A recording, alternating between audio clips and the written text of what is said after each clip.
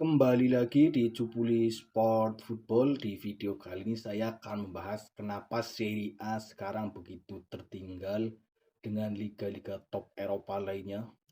Padahal Serie A ini dulu kan adalah kiblat sepak bola dunia, tujuan para pemain bintang. Tentu nama-nama seperti Zidane, Maldini, Nesta, Pirlo, Totti, Rui Costa, Crespo pernah bermain di Serie A. Tapi sekarang Serie A sudah sangat tertinggal bila dibandingkan dengan liga-liga yang lain. Ada beberapa alasan mengapa Serie A begitu tertinggal dengan liga-liga top Eropa lainnya. Satu, manajemen tidak bisa mengelola klub secara profesional. Banyak tim-tim Serie A yang terlilit hutang yang sangat besar, tapi mereka tidak bisa membayarnya sehingga terjadi kebangkrutan. Contoh seperti Parma pernah bangkrut. Mereka tidak bisa melihat sepak bola ini sebagai bisnis jangka panjang. Mereka hanya mengutamakan budaya sepak bola mereka sendiri. Dan yang kedua adalah stadion banyak dimiliki oleh pemerintah. 80% stadion di Serie A dikuasai oleh pemerintah, sehingga klub ini kan harus sewa, pendapatan dari tiket juga masuk ke pemerintah. Cuman ada beberapa klub yang memiliki stadion sendiri, yaitu Juventus, Atalanta, Sassuolo, Udinese, dan Frosinone. Dan ada beberapa alasan mengapa klub Serie A ini sangat sulit untuk mendirikan stadion. Dan yang pertama adalah susahnya mengurus izin untuk mendirikan stadion. Birokrasi di Serie A sangat ribet.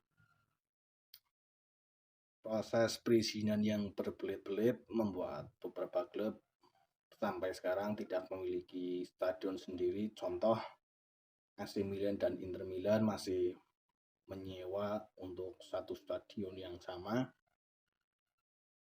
Dan yang kedua adalah kendala ekonomi.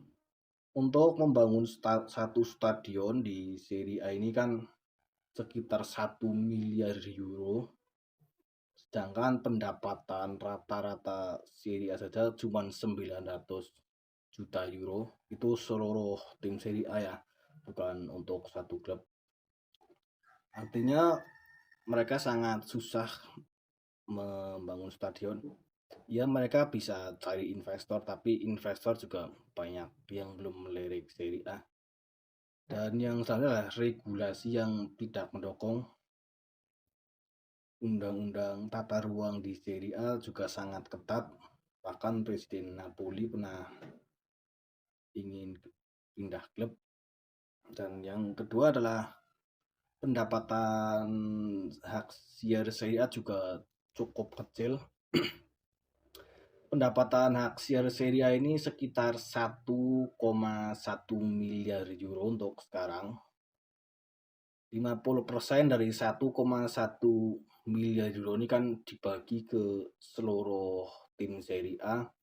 Sisanya dibagi ke klub-klub besar. Artinya gap antara klub kecil dan klub besar sangat jauh.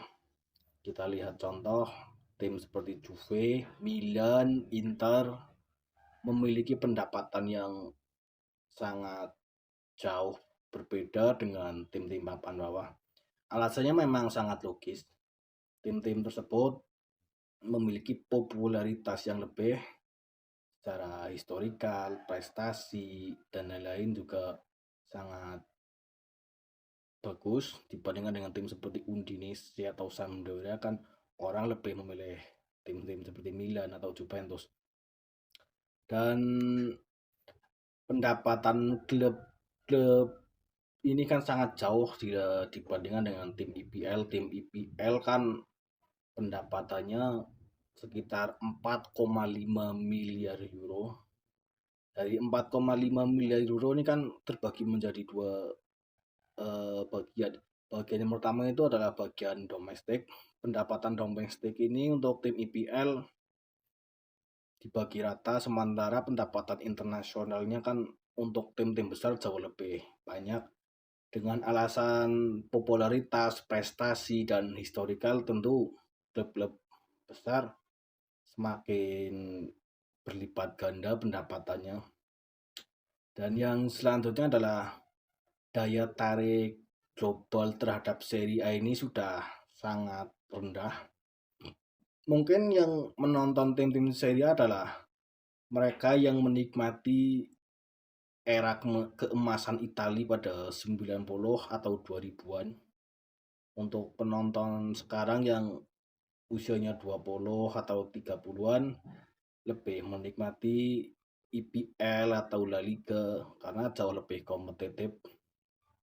Dan prestasi tim IPL di Champions League juga sangat menurun bila dibandingkan dengan tim-tim dari negara lainnya. Kita lihat contoh 10 atau 15 tahun terakhir, Inter Milan 2 kali masuk final Champions League, 2 kali gagal. Juventus 2 kali masuk final Champions League, 2 kali gagal. Juventus 2015 mereka kalah oleh Barcelona. 2017 mereka kalah oleh Real Madrid. Inter Milan 2023 mereka kalah oleh Manchester City, dan 2025 ini mereka kalah oleh PSG. Artinya daya saing mereka di Eropa sudah menurun. Dan yang kedua dan selanjutnya adalah kebijakan transfer dan gaji pemain. Kebijakan transfer tim-tim Serie A juga menuai tanda-tanya. Mereka lebih suka membeli pemain-pemain yang sudah tua. Contoh seperti musim ini Napoli ambil De Bruyne, Milan katanya ambil Modric, dan ya inilah Serie A. Dan yang sebenarnya kurangnya investasi asing. Investasi asing di Serie A juga masih sangat sedikit, paling hanya Milan sekarang, Roma, itu pun tidak sebesar tim-tim IPL. Kalau tim-tim IPL kan dimiliki oleh para investor asing. Di Serie A kebanyakan dimiliki oleh taipan lokal Italia, seperti Milan pernah dimiliki oleh keluarga Berlusconi, Juventus keluarga Agnelli, Inter Milan keluarga Moratti. Dan biasanya pengambilan keputusannya berdasarkan keputusan keluarga, bukan kepentingan bisnis atau yang lainnya. Dan yang terakhir, alasan kenapa Italia sekarang sangat jauh adalah kasus Calciopoli tahun 2006 yang sangat menggemparkan dunia sepak bola. Italia jelang Piala Dunia 2006 mengalami skandal Calciopoli atau pengaturan skor yang mengakibatkan gelar Juventus dicopot dan bermain di Serie B, dan ada beberapa klub yang tidak boleh bermain di Eropa. Milan dikurangi poinnya menjadi 6 poin, Inter Milan, Fiorentina, dan Lazio dikurangi poin.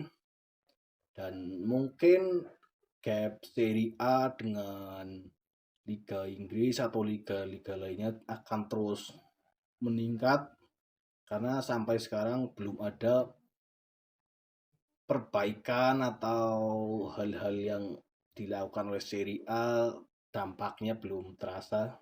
Dan video kali ini cukup karena sepak bola terlalu indah dari sebuah kemenangan.